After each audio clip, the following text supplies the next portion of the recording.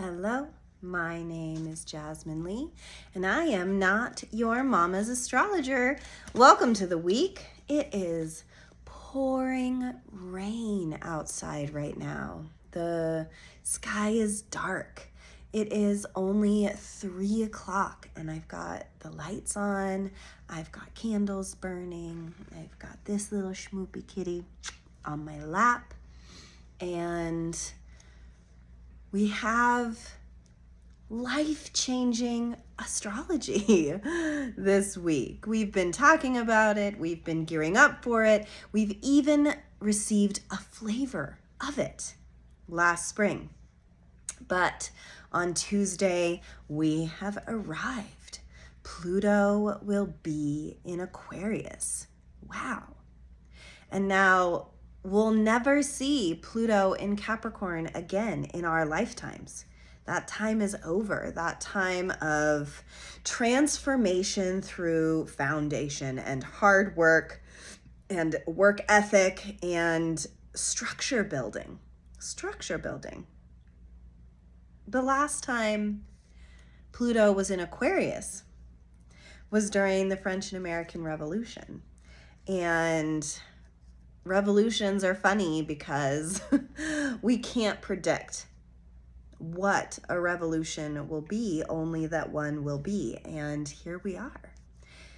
And I know that it's timed in quite an interesting way because we just had the elections in America. And this isn't just felt in America, this is felt globally. So let's take apart Aquarius energy as well. But first, let's talk about Monday today, even though, and I will say I meant to record and put this up here earlier, but my car had a bullet in it. Must have driven over one and had a flat tire. And you know, the Mercury retrograde shadow is strong in this spirit this week, and trying to stay steady and yet consistent. So while the podcast is late this afternoon, we are still consistently here. And Monday, the sun is trining today Neptune. And it is a time to refocus in on our own instinctual self-relationship to our dreams.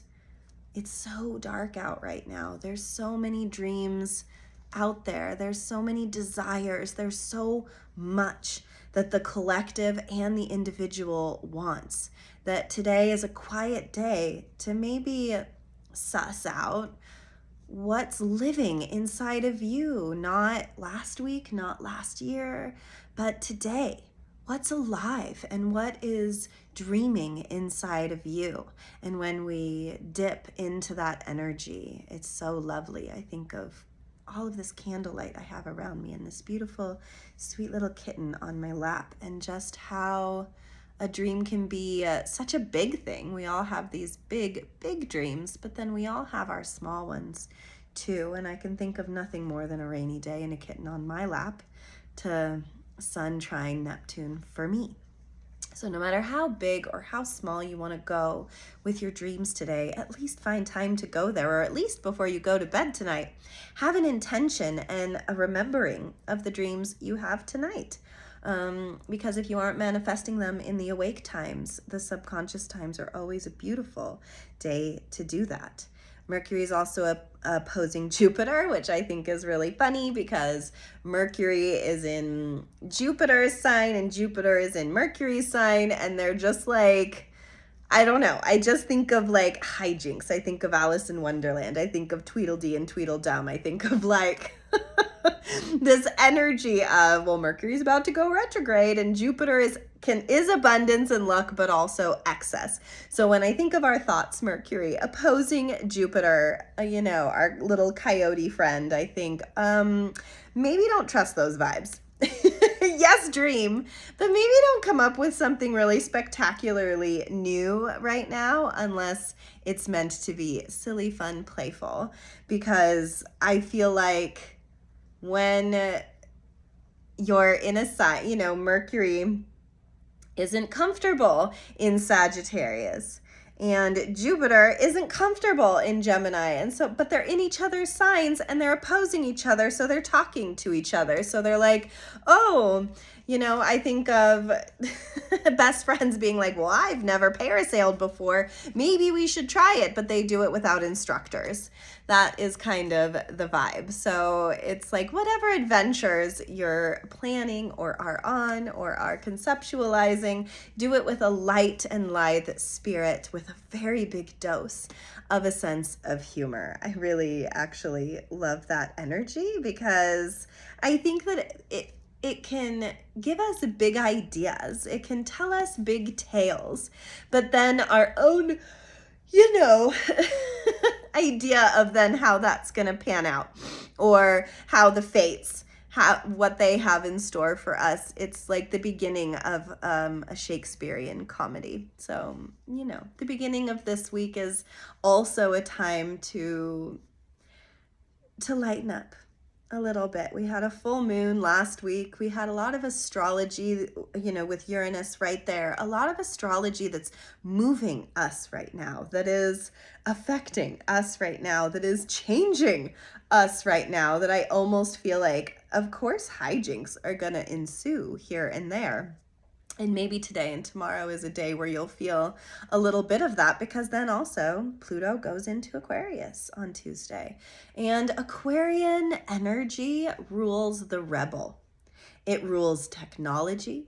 It rules the collective. It rules the macro instead of the micro. So when a planet like Pluto, which is about our power and our transformation, I think, wow, in Aquarius, it's time for things to change. It's time to do different. And it's time for AI to take the stage. And whatever your relationship is to that, it's not necessarily anything to fear, but it's the next 20 years. So if you are older, like me, and you remember just 20 years ago versus 20 years from then, how much has changed technologically? How much has shifted already? So then you take this energy like Pluto going into Aquarius, this transformative Pluto going into Aquarius, which rules this house of technology. It's quite the thing to think about. My cat is eating my cookie, and I'm going to throw things at him to get him to stop because I don't want to stop the podcast. I'm just kind of like that. I get attached to whatever it is comes out of me in the conversation. I want to have that conversation, and I don't want it to be ruined by my cat eating my cookie, even though I also want the cookie. If that's not, Jupiter opposing Mercury, I don't know what is. My thoughts want to talk to you, but my Jupiter wants the cookie. Refocusing in. Pluto going into Aquarius is going to move us so profoundly.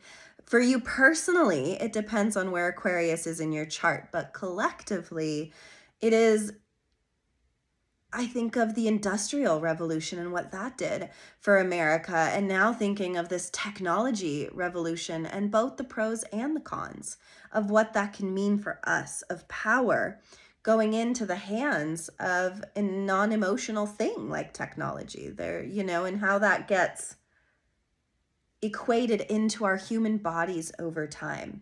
It's not lost on me that my son's class, had their technology talk around our agreements around technology just last week, because it is this precursor of Pluto going into Aquarius. We're going to be needing to have these technological conversations so much more because it's not going to stop. It's just going to go, go, go. And what do you want your relationship to be?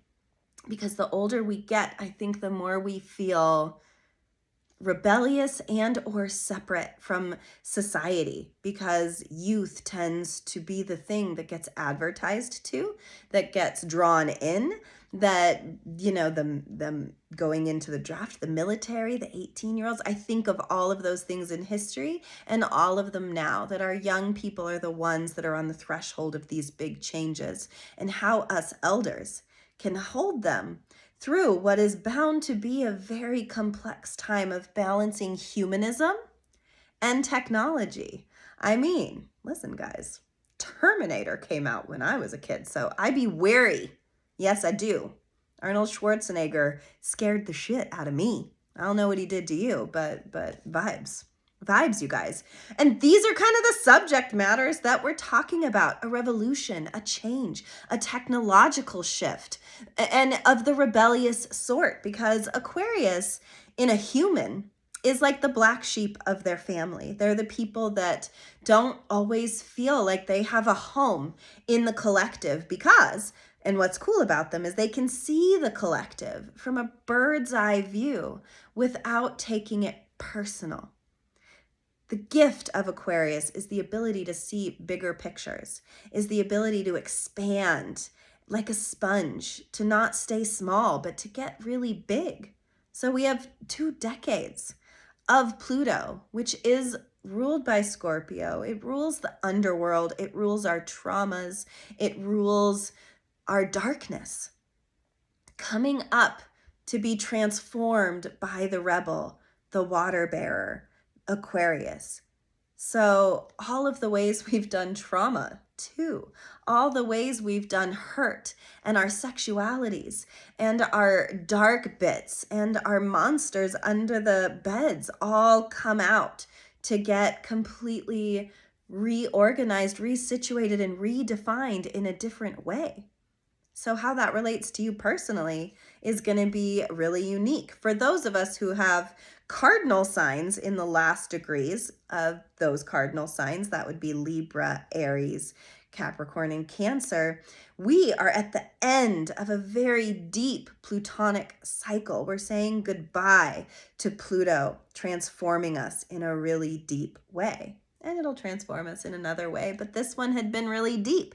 And then I see them coming into the fixed signs at those very early degrees, of Leo and Taurus and Scorpio and Aquarius, and being a powerhouse, coming in and transforming it, but not necessarily in a hard way, in a powerful way that you'll never be the same afterwards. So if you have early degrees of those signs, these are the signs that are going to be up for the transformation part of it in a really big way. But the whole collective truly is up for it. I hope you're up for it, because it is a big conversation, how we hold power, how we hold change, how we handle our demons and the darkness that exists in all of us and in our society and what we've created, mental illness, what has made us ill, but also being on the edge of something we've never seen before. I mean, there's already so much. There's virtual reality. There's so much. We carry computers around in our pockets. That was not so 2 decades ago. When we weren't home, you left a message. And there was a freedom in that then when Capricorn came around, the freedom piece kind of went away for a while. But now we're back into a place of wanting to be rebellious, of wanting to move and scratch against what has been so carefully put in place for us. Because maybe it doesn't work or fit or feels righteous anymore. Maybe a revolution is what's needed, but we don't get to pick our revolutions individually.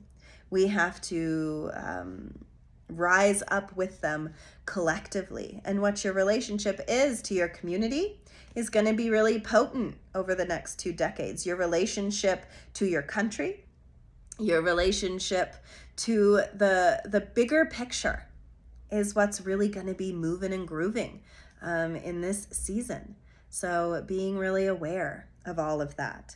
And then on Thursday, the sun sextiles Pluto, which I love because it also moves into Sagittarius at the same time. So we're saying goodbye to Scorpio season this week. We're saying goodbye to the bigness of what's deep inside of us. We are coming into a new form of what philosophy is to us. And with it sextiling Pluto, with Pluto going into Aquarius this week, it's really, cool.